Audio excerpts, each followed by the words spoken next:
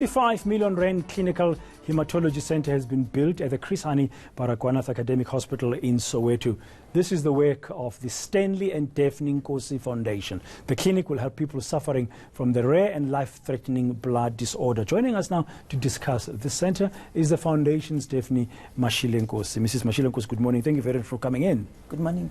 I read there was a PR statement that came out about you and what you've done as the foundation and what's coming up and stuff like that. And it's a very personal story that has led you to do this. You mind sharing with our viewers?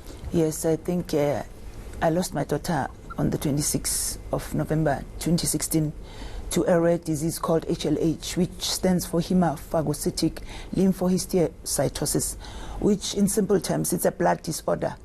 Your immune system, some of the cells that should be defending you actually attack each other. And I'm told it's a very rare disorder. It is rare, but I find that it is not actually rare.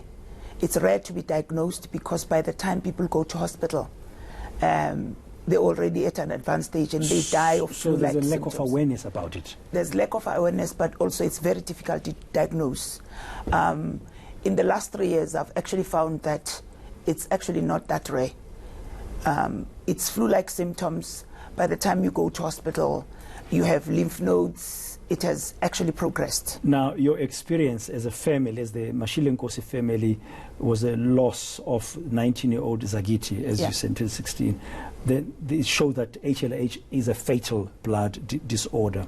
Now, you've decided, in her memory, to give the people of Soweto at the Chris Hani Baragwanath Hospital this center. It must not have been an easy process. Am I wrong? It has not been an easy process. It's the journey that I went through, the challenges, the misunderstanding of the disease, the misdiagnosis, the treatment that I got from different health professionals. And I felt that I needed to take it to Bara. Bara is the largest hospital in the world outside of China, and the third largest if you include China. Number one is in China, number 2 is in Thailand, number 3 is here at Bara in terms of the number of beds and also the complex itself. Yeah, we'll talk now about what this center will be offering. It's opening on the 1st of June. June, yes, on Saturday. On Saturday, which is International Children's Day as well. It's a very beautiful, coincidental kind of decision to launch it there. To do such a center, I mean, you obviously needed to work with the Department of Health and also the Baragwanath People Center themselves. Were they supportive, cooperating with you, and what kind of help did you get?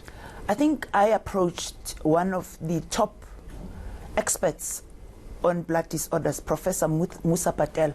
Not only is she the head of hematology at Wits, but she's also one of the servants of the people, because it's a doctor that worked at Bara for 38 years. This is Dr. Musa Patel. Musa Patel. He's head of hematology at Wits, but also at Bara.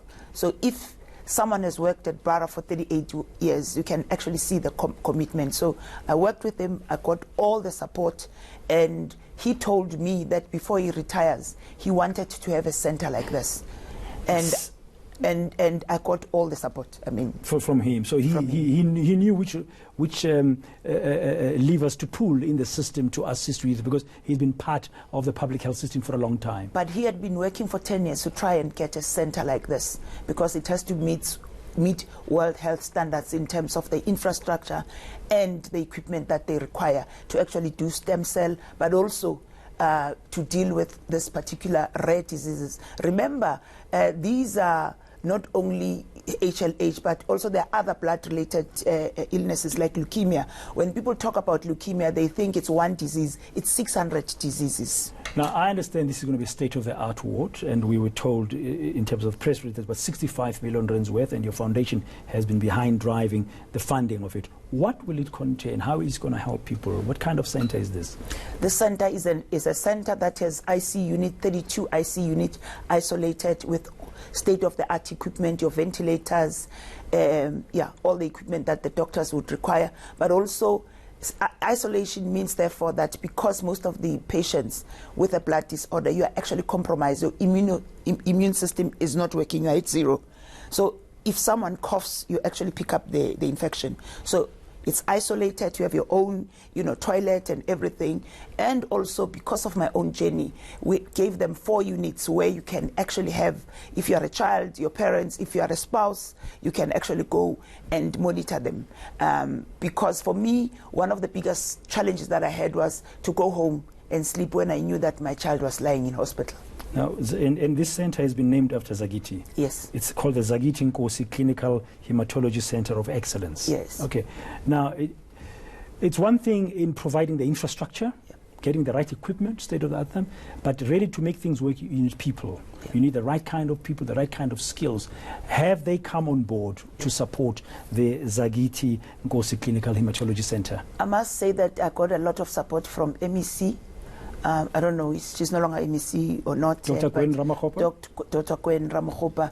She gave us the 20 professionals that we wanted that were not there at Para, and she did give the budget for it. So we've had a lot of support, even in terms of how we are going to sign a contract with the Department of Health, because as you indicate that, yes, putting the infrastructure is something else, but looking after the infrastructure and making sure that it continues to be a center of excellence. Okay, one of the points you mentioned earlier was that this disease is not necessarily rare. Yeah. HLH, the one that killed your daughter in 2016. Yeah. However, there's lack of awareness. Yeah. Are you going to be doing as a foundation anything in and around Soweto as starters, the area that's is in the where Chris Haripanakwa is, to create awareness? Yes, we had an awareness drive on Saturday in all the malls in Soweto. We were visible. We were actually giving people pamphlets to tell them about the symptoms of HLH, but other blood disorders, including childhood cancer as well. We're working with the pediatric oncology at VETS to actually give the 5 big signs of childhood cancer, because there's been an increase. As I work with Para, I realized that there's been an increase in childhood cancer of a plus minus 75%. But also at Para, we have the largest pediatric oncology center in Africa.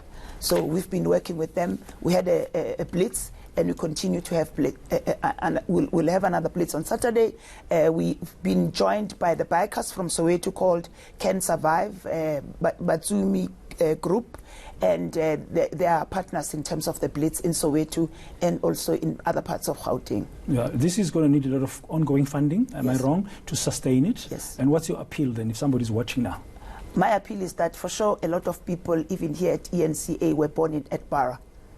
Let's go back to where we come from. Para is giving you life. It looks after you. It continues to look after your extended family members if you have a medical aid, but also it looks after our people in Soweto, in Gauteng. Para is not only a hospital for Soweto or Gauteng, it's a hospital for other provinces and other parts of Africa as well. So those of you who, like-minded people like us, who want to create what we want to launch on the 1st, called #VugaParaVuga, so that we can actually give Para the status it deserves in terms of being the largest hospital in the world outside of China. Okay, providing the right services. Your foundation has got a website? Yes, our foundation has a website, the Stanley Daphne Nkosi Foundation, Nkosi, one word, .co.za. Nkosi.co.za. And we have committed that for as long as we are here, we can afford it, we will continue to support the just center. Simply Nkosi.co.za. Nkosi.co.za. Okay, thank you very much, and we wish you well. Thank you so much. With the launch, and thanks for coming through. That's the Stanley and Daphne Nkosi Foundation's founder, Daphne Mashile Nkosi, personal